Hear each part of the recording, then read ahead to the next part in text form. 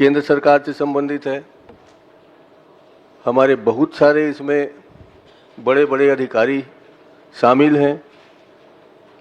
मुझे कहने में कोई संकोच नहीं है कि दोनों तीनों दल जितने भी हो सकते हैं उसके नेता भी शामिल हो सकते हैं। बहुत बड़ी बात है सर। तो मैं आपसे सिर्फ निवेदन करता हूँ कि इसको आप सीबीआई से जांच करा दीजिए। यहाँ बहुत सारे जांच चल ही रहे हैं, ईडी के जांच चल रहे हैं, सीबीआई की जांच चल रहे हैं और कई जांच चल रही है। तो इस भारतमाला प्रकरण को आप सीबीआई से जांच कराने की कृपा करें। मैं माननीय मंत्री जी से अनुरोध करूंगा और माननीय मुख्यमंत्री जी से अनुरोध करूंगा।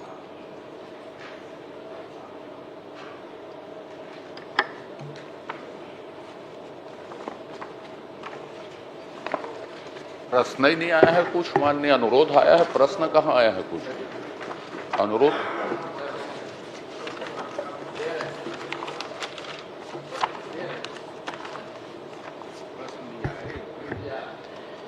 माननीय अध्यक्ष महोदय, भारत सरकार द्वारा घोषित राष्ट्रीय राजमार्ग भारतमाला परियोजना के अंतर्गत भू अर्जन की जो कार्यवाही की गई है, भू अर्जन हुआ है, उसमें काफ़ी अनियमितता और भ्रष्टाचार के संबंध में शिकायतें प्राप्त हुई है। मैं थोड़ा सा संक्षिप्त में इसमें थोड़ा बात रखना चाहूँगा। भारत सरकार द्वारा घोषित राष्ट्रीय राजमार्ग भारतमाला परियोजना के अंतर्गत रायपुर विशाखापट्टनम इकोनॉमिक कॉरिडोर के लिए भूमि अधिग्रहण प्रक्रिया प्रारंभिक अधिसूचना भारत सरकार द्वारा दिनांक 30/1/2020 को जारी की गई थी तथा दिनांक 18/3/2021 को अर्जन किए जाने का अवार्ड पारित किया गया। उक्त भूमि के अधिग्रहण के संबंध में शिकायतकर्ता श्री कृष्ण कुमार साहू एवं हेमंत देवांगन के द्वारा सक्षम प्राधिकारी अनुभागीय अधिकारी अभनपुर राजस्व निरीक्षक एवं हल्का पटवारी के द्वारा शासकीय भूमि एवं निजी भूमि को उपखंडों में विभाजित कर शासन को आर्थिक क्षति पहुंचाने वाले व्यक्तियों के विरुद्ध प्राप्त शिकायत की जांच कर तथ्यात्मक टिप उपलब्ध कराए जाने हेतु कलेक्टर जिला रायपुर को विभागीय पत्र दिनांक 16/8/2022 को लिखा गया। साथ ही कार्यालय आयुक्त रायपुर संभाग के पत्र दिनांक 15/5/2024 एवं 17/5/2024 द्वारा शिकायतकर्ता श्रीमती पूजा बघेल, सभापति राजस्व स्थायी समिति, कार्यालय जनपद पंचायत अभनपुर, जिला रायपुर एवं नरेंद्र कुमार पारख, संचालक स्वामी बिल्डवेल प्राइवेट लिमिटेड की शिकायत पत्र विभाग में प्रेषित किया गया। मैं जो अध्ययन किया हूँ माननीय अध्यक्ष महोदय, तो इस परियोजना में गड़बड़ी तो हुई है और 2-3 तरह की गड़बड़ी हुई है। एक तो अधिसूचना जारी होने के बाद रकबे का टुकड़ा किया गया और जो जमीन एक बार अधिग्रहित की जा चुकी थी उसकी दोबारा फिर से उसका भू अर्जन किया गया और मुआवजे में भी जिस व्यक्ति को मिलना चाहिए था उसके जगह में किसी और को मिल गया। और तीसरा, जो ट्रस्ट की ज़मीन है वो ट्रस्ट को मिलना चाहिए, चेक वो ट्रस्ट को नहीं मिल करके ट्रस्ट के किसी निजी व्यक्ति को मिल गया। तो जो मैं अध्ययन किया हूँ इसमें है तो गड़बड़ियाँ बहुत सारी है और अभी भी इनकी शिकायतें लगातार आ रही है और जो शिकायतें आ रही है उसके संबंध में कार्रवाई भी हो रही है। कुछ डिप्टी कलेक्टर, अपर कलेक्टर, तहसीलदार, पटवारी निलंबित हुए हैं इसमें। और ये जो बटांकन का खेल चला है, टुकड़े का खेल चला है, अभी पिछला विधानसभा सत्र में हमारे माननीय मुख्यमंत्री विष्णुदेव साय जी की सरकार ने इसी को रोकने के लिए, गड़बड़ी को रोकने के लिए एक अधिनियम पास किए हैं कि यदि किसी भी परियोजना का बात आती है, कोई आशय पत्र मिलता है तो तुरंत ही वहाँ पे रजिस्ट्री का नामांतरण, टुकड़ा करना, ये सारी प्रक्रिया बंद हो जाएगी। तो इसमें गड़बड़ी तो हुआ है माननीय अध्यक्ष महोदय और इसमें जांच भी चल रही है, कार्रवाई भी हो रही है।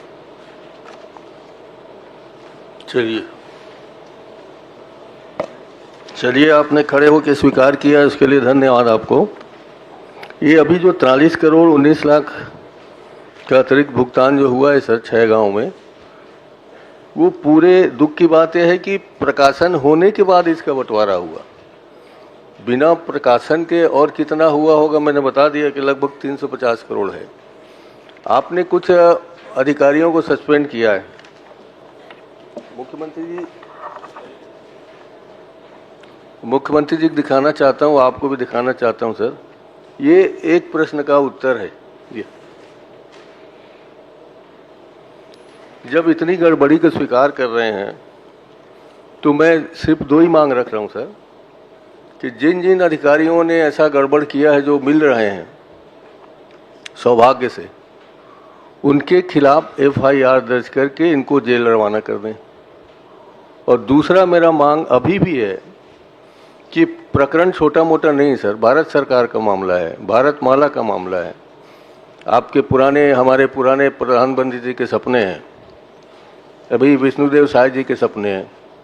तो इसके लिए आप CBI से जांच कराना स्वीकार कर लीजिए, जांच भी हो जाएगा, आने वाले लोग सतर्क हो जाएंगे और ये नामांतरण का और बंटवारे का काम बंद हो जाएगा। तो मेरा आपसे यही निवेदन है, मुख्यमंत्री जी हैं सौभाग्य से, CBI की जांच वो स्वीकार कर लें, मैं आपसे अनुरोध करता हूँ।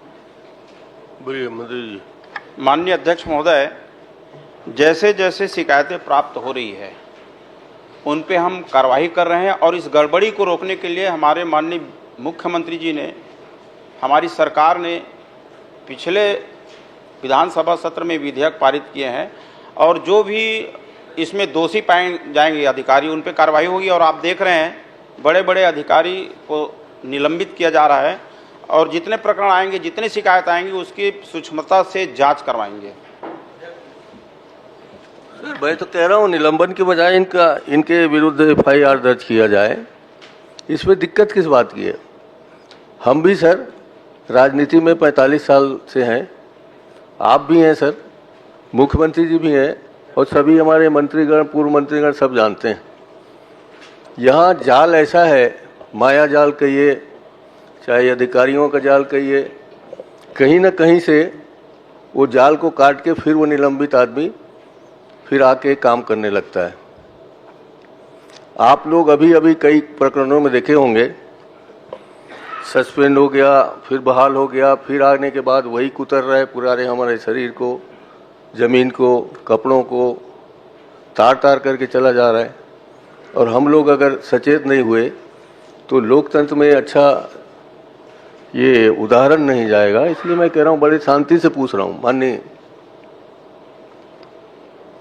राजस्व मंत्री जी, बहुत शांति से मैं प्रश्न कर रहा हूँ और हाथ जोड़ के इधर दोनों तरफ निवेदन कर रहा हूँ अध्यक्ष जी से, मुख्यमंत्री जी से, कि मेरा आप ये जांच स्वीकार कर लें। केंद्र सरकार का पैसा है, नरेंद्र मोदी जी का पैसा है, कह लीजिए, डबल इंजन सरकार का है, ट्रिपल इंजन सरकार का है, चारों इंजन सरकार का है, तो जांच कराने में क्या दिक्कत है। मैं तो सिर्फ CBI की जांच मांग कर रहा हूँ।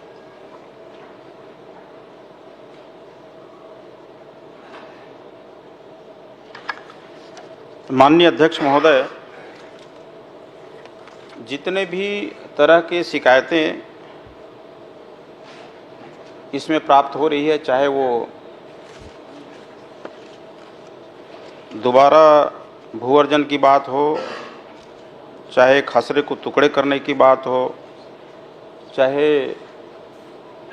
ट्रस्ट की ज़मीन ट्रस्ट के एक सदस्य को देने की बात हो, जितने भी विषय आ रहे हैं, शिकायत आ रही है, उसको गंभीरतापूर्वक उसका जांच कर रहे हैं, कार्रवाई कर रहे हैं।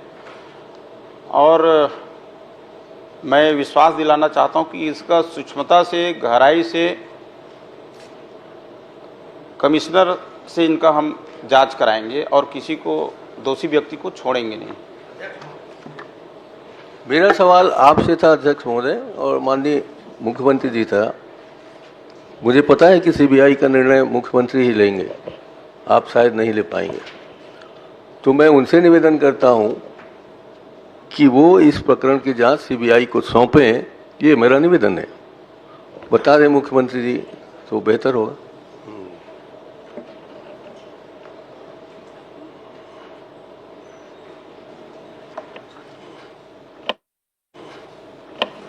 एक बात और बात होती सर, ये मैं नहीं कह रहा हूं कि आपके ज़माने का है, आप ये मान सकते हैं ये पिछले सरकार के ज़माने में हुआ होगा।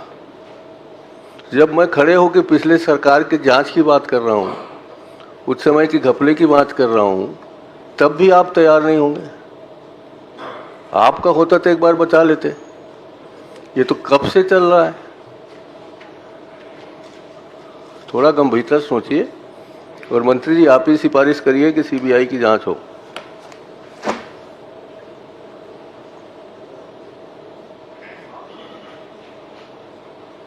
मंत्री जी कुछ कहना चाहेंगे? माननीय अध्यक्ष महोदय, माननीय नेता प्रतिपक्ष का शिकायत गंभीर है और उस गंभीरता को लेते हुए हमने इसमें जांच शुरू किया है, दोषी अधिकारी के विरुद्ध कार्रवाई भी किया है और मैं विश्वास दिला रहा हूं कि हम जितनी शिकायतें आ रही एक एक करके उन शिकायतों का हम जांच करेंगे और जो दोषी होगा उसको बख्शा नहीं जाएगा, उनके ऊपर कार्रवाई होगी। ये गंभीर विषय है, इससे राज्य शासन को भी हानि हुई। नहीं, माननीय का प्रश्न एक ही है, एक बिंदु पे अटका हुआ है। विभागीय जांच कराएंगे या इस पूरे प्रकरण को सीबीआई में देने के लिए तैयार हैं? संभाग हाँ नहीं में जवाब दे दीजिए तो आगे बढ़ें। संभागीय आयुक्त से इनकी जांच कराएंगे माननीय अध्यक्ष महोदय, सीबीआई की जरूरत। ठीक है, प्रश्न जवाब आ गया। नहीं सर, मेरा जवाब नहीं आया है। चूंकि मुख्यमंत्री जी यहाँ विराजमान हैं, मैं इनसे एक बार और अनुरोध करना चाहता हूँ कि इसको संज्ञान में लेकर स्वयं सीबीआई की जांच वो घोषित करें, मैं निवेदन करता हूँ। कुछ बोलना चाहेंगे? माननीय अध्यक्ष महोदय, हमारे राजस्व मंत्री जी ने बहुत अच्छा से जवाब दिया है और जांच में अगर किसी तरह की आपको शिकायत होगी तो बिल्कुल कहिएगा। और आप तो अपनी सरकार में सीबीआई को ही बैंड करके रखे थे। ये बिल्कुल सही बात है सर, आपने सही फरमाया कि हमने अपने कार्यकाल में सीबीआई को बैन रखा है। आपकी कृपा से फिर छत्तीसगढ़ का भाग्य जागा है, आपने सीबीआई को खोल दिया है। तो अब को पुरानी बात हमें याद नहीं रखनी चाहिए। मैं राज्य सरकार की एजेंसी जांच कर रहे हैं सर, और हम इस जांच से बिल्कुल संतुष्ट नहीं हैं। हमें पूरा विश्वास है कुछ दिन बाद वो निलंबित हो जाएगा। खबरें आने लगी हैं, तो मैं आपसे निवेदन कर लेता हूं सर, आप इजाज़त दें, आप मेरी बात सुन लें और इसमें जांच विधायकों का एक दल बना दीजिए, वो जांच कर लें।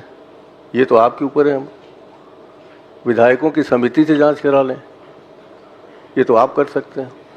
निर्णय तो मंत्री जी करना है। मेरे ख्याल से आप सक्षम हैं कि आप निर्णय खुद ही कर सकते हैं। विधायकों की समिति बना के जांच करने के लिए आप सहमत हैं क्या?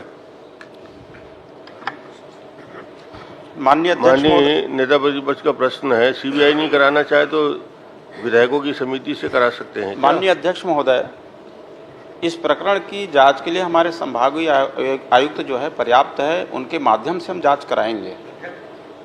चलिए, देखिए अध्यक्ष महोदय, इसकी जांच कई बार हुई है।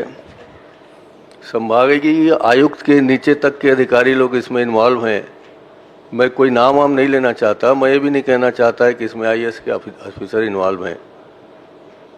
मैं इसलिए कह रहा हूं कि आपसे निवेदन कर रहा हूं, बार बार कर रहा हूं कि आप अपनी ओर से स्वयं सक्षम हैं, इसको विधायक के माध्यम से जांच करा लीजिए। इसमें पूरे छत्तीसगढ़ का भला होगा, केंद्र सरकार का भला होगा, और आने वाले दिनों में एक आप लोग जो सुशासन की बात कर रहे हैं, सुशासन के दिशा में कदम होगा।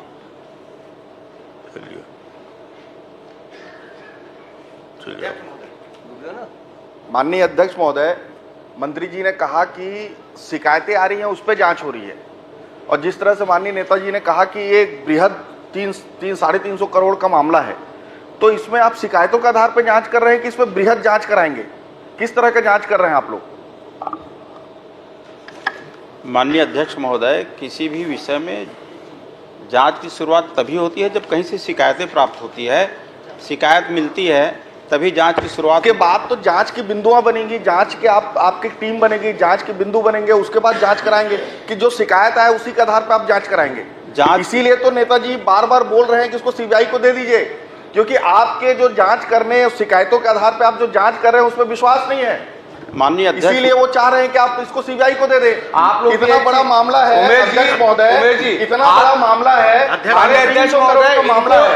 आप लोग भी एक नीति स्पष्ट कर लीजिए। केंद्रीय एजेंसी पे आपको भरोसा नहीं है। भी हुआ है माननीय नेताजी के प्रश्न लगने के बाद। उमेश जी, आप तय कर लीजिए, कभी आप सीबीआई को गाली देते हो, कभी आप ईडी के पेपर से उठाते हो। आप पहले तय कर लीजिए कि केंद्रीय एजेंसी पे आपको विश्वास है कि नहीं है। माननीय अध्यक्ष महोदय, आप तय कर लीजिए, कितने अधिकारी, आप तय कर लीजिए कि केंद्रीय एजेंसी पे आपको विश्वास है कि नहीं। यदि ये 350 करोड़ का मामला है तो जांच सीबीआई का ही बनता है। 350 करोड़ रुपए अध्यक्ष महोदय सीबीआई को बैन करते हो, सीबीआई जांच की मांग करते हो। आप तो अध्यक्ष महोदय, तो विधायक माननीय अध्यक्ष महोदय, ठीक है, अध्यक्ष महोदय मुझे भी बोलने कि बृहद जांच कर रहे हैं ये लोग कि उस शिकायतों के आधार पर जांच कर रहे हैं। अभी माननीय मंत्री जी ने 2 बार उत्तर दिया।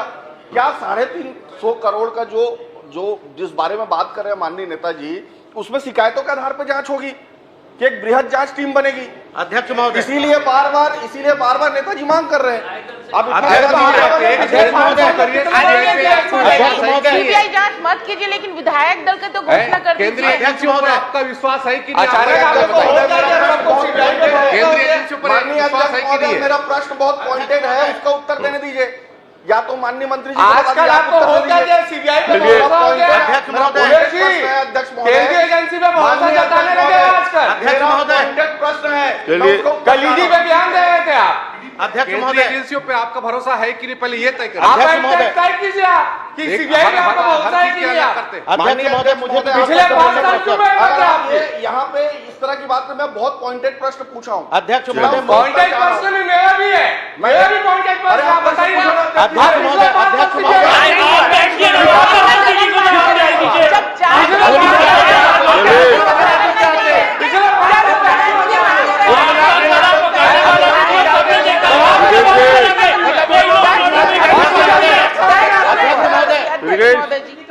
बैठिए आप।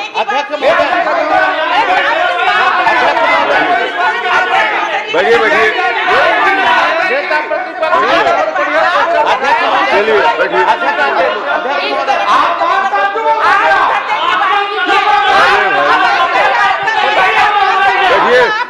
अध्यक्ष महोदय,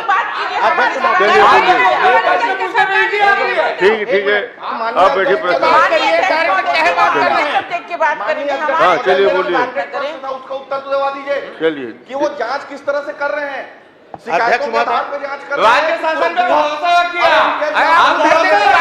माननीय अध्यक्ष, अरे आप संचालन नहीं कर रहे भाई। अच्छा चलिए। माननीय अध्यक्ष महोदय, मंत्री रिकेश जी हैं तो बता दीजिए अगर वो उत्तर दे रहे हैं तो। मैं तो आपसे निवेदन किया, मेरा पॉइंटेड तो सवाल चंद्रदास महंत जी का नेता विपक्ष का हाथ क्यों उठ गए? बार बार आपको उठने की जरूरत नहीं है, इस तरह से मत बोलिए। मैं अनुमति का आप लोग को तय करना पड़ेगा ना, केंद्रीय एजेंसियों पर विश्वास है कि नहीं आपको? अरे आपको नहीं चलाना है विधानसभा को। माननीय अध्यक्ष महोदय, मैं आपकी अनुमति से चलिए बोलिए। मेरा पॉइंटेड प्रश्न है अध्यक्ष महोदय कि वो जांच किस तरह से कर रहे हैं। क्या जांच वो शिकायतों के आधार पर कर रहे हैं कि बृहद कोई पॉइंटेड लिस्ट करके उसमें अलग अलग बिंदुओं के आधार पर कर रहे हैं आप? देखिए, मंत्री जी ने अपने जवाब में स्पष्ट रूप से कह दिया कि सीबीआई से नहीं, विधायक दल के समिति से नहीं, विभाग के आयुक्त के माध्यम से जांच कराएंगे। तो जब जवाब पूरा आ चुका है और उन्होंने आपको स्पष्ट कह चुका है और उसके जांच के रिपोर्ट आने के बाद यदि आपकी असहमति होगी तो आगे देखेंगे। अभी तो उन्होंने उत्तर में ये कहा कि पूरा उत्तर दे दिया है जो देना है उनको। उन्होंने उत्तर में ये कहा कि जांच शिकायतों के आधार पर हो रही है। मेरा ये कहना है कि आपके संज्ञान में आने के बाद, भले ही नेताजी के प्रश्न के बाद आपके संज्ञान में आया हुआ, संज्ञान में आने के बाद आप बृहद रूप में इसको जांच करा रहे हैं कि सिर्फ शिकायत जो आ रहा है उसके आधार पर जांच बता दीजिए। चलिए, बृहद रूप से कर रहे हैं कि शिकायत के आधार पर कर रहे हैं? चलिए। माननीय अध्यक्ष महोदय, जब कोई विषय आता है, प्रथम दृष्टया में तो ये होता है कि जब कहीं से शिकायत आता है, और दूसरा ये लगता है कि यदि कहीं पे गड़बड़ी हो, ऐसा महसूस हो सीओ मोन्टो के हिसाब से, जैसा अपने को लगता है कि इस विभाग में या इस काम में कहीं पे गड़बड़ी हो, उसके हिसाब से जांच शुरू होती है, या शिकायतकर्ता किसी विषय पे शिकायत करते हैं? इस दो तरह की शुरुआत होती है जांच की।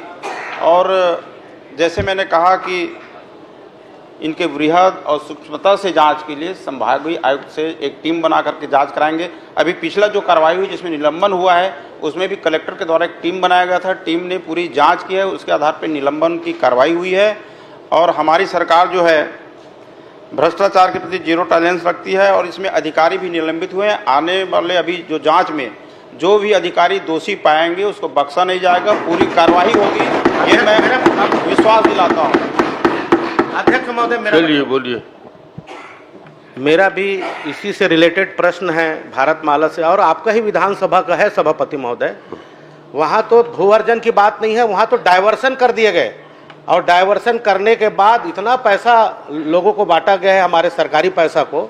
तो मैं सोचता हूँ कि हमारे नेताजी ने जो मांग किया है उस पर अमल होना चाहिए। आपका ही विधानसभा और टेढ़े सर की बात करता हूँ, और करोड़ों रुपए डायवर्सन के बाद डायवर्सन करके पैसा को बांट दिया गया सभापति महोदय, और सिर्फ पटवारी भर को ही सस्पेंड किया गया सभापति महोदय। मैं चाहता हूँ कि हमारे नेताजी के मांग को पूरा किया जाए। चलिए, उन्होंने जवाब दे दिया, तो आप चाहते हैं कि मैं उनके जवाब से संतुष्ट हो जाऊं? नहीं सरकार का जवाब आ गया है और आपके प्रश्न मैं का तो संपूर्ण सरकार उत्तर के आ गया जवाब है। से संतुष्ट नहीं हूं, और मैं आपसे चाहता हूं सर कि आप हस्तक्षेप करें। आप हमारे सबके मालिक हैं यहाँ पर। ये आपकी जवाबदारी है कि यहाँ भ्रष्टाचार की बात हो रही है, जांच की बात हो रही है, एक दूसरे से तनातनी हो रही है, तो उसका निर्णय तो आप करेंगे ना। सामान्यतः रिकेश बाबू को पता नहीं इसमें क्या तकलीफ है। तकलीफ इस बात का आदरणीय नेता विपक्ष, मैं तो मंत्री की बात कर रहा हूं। नेताजी की बात मत करिए। इसमें तो मैं समानता मैं सिर्फ सर आप प्रक्रिया इसमें को मुझसे देखिए, ज्यादा जानते हैं। इस आसंदी पे आप लगातार 5 साल बैठे हैं। समानता विधायकों की समिति का गठन शासन के सहमति से ही होता है। आसंदी सीधे निर्णय नहीं लेती। ये आप, और उसका जवाब भी माननीय मंत्री जी ने कह दिया, हम ये जांच के लिए तैयार हैं। उस जांच की रिपोर्ट आने के बाद हम आगे बढ़ सकते हैं। आपको रिपोर्ट आ जाएगा और उसके बाद आप चाहेंगे तो फिर और दूसरी जांच के लिए आगे बढ़ जाएंगे। देखिए सर, मैं बड़ा निवेदन कर रहा हूँ आपसे। आपकी कृपा से मैं भी वहाँ 5 साल बैठ चुका हूँ, मगर तो आप 15 साल तक मुख्यमंत्री रहे। आपने अपने 15 सालों में कितने भ्रष्टाचारियों को कहाँ कहाँ डाला होगा, कहाँ भेजा होगा जेल में, मैं उस बात को यहाँ नहीं कहना चाहता, मगर सिर्फ ये चाहता हूँ कि यही निर्णय हो जाए। ये हमारा मंदिर है, आप राज्यपाल से भाषण दिलवा रहे हो कि ये तो लोकतंत्र का मंदिर है। उसी लोकतंत्र के मंदिर में मैं घंटी बजा रहा हूँ, आरती कर रहा हूँ, अगरबत्ती जला रहा हूँ। मुझे आप निर्णय दे दीजिए कि विधायकों का दल, विधायकों की समिति इसको जांच करेगी। ये मैं चाहता हूँ। यदि आप भी मुझे निराश करेंगे तो मैं मजबूरी में हाई कोर्ट जाऊंगा, और मैं इस प्रश्न के उत्तर से, विपक्ष के व्यवहार से, मुख्यमंत्री जी के व्यवहार से संतुष्ट नहीं हूं। इसलिए मुझे हाई कोर्ट तक जाना पड़ेगा। चलिए, जा सकते हैं? नहीं, आपको कौन रोक सकता है? तो हम लोग चलिए बाहर चलिए। संतोषजनक उत्तर नहीं मिलने के कारण हम लोग विपक्ष से बहिर्गमन कर रहे हैं। प्रश्न क्रमांक 1 श्री उमेश पटेल।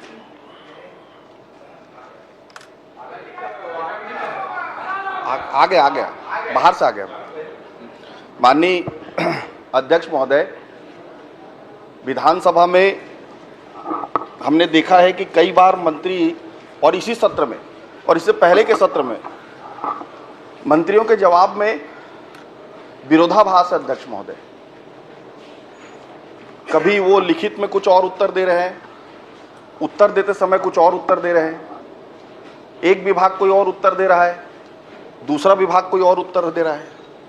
माननीय अध्यक्ष महोदय, आज के मेरे उत्तर में माननीय मंत्री जी ने कहा कि 23 प्रकरण लंबित हैं, और ध्यानाकर्षण का उत्तर आया अध्यक्ष महोदय, जिसमें 47 प्रकरण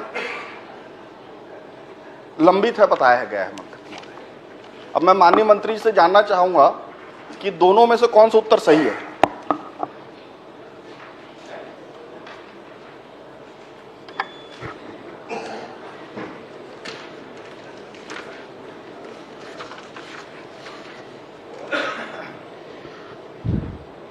माननीय अध्यक्ष महोदय,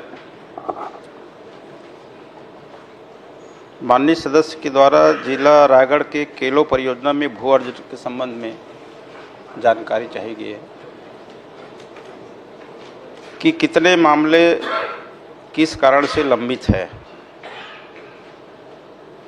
माननीय अध्यक्ष महोदय, मैं बताना चाहूँगा कि इस परियोजना में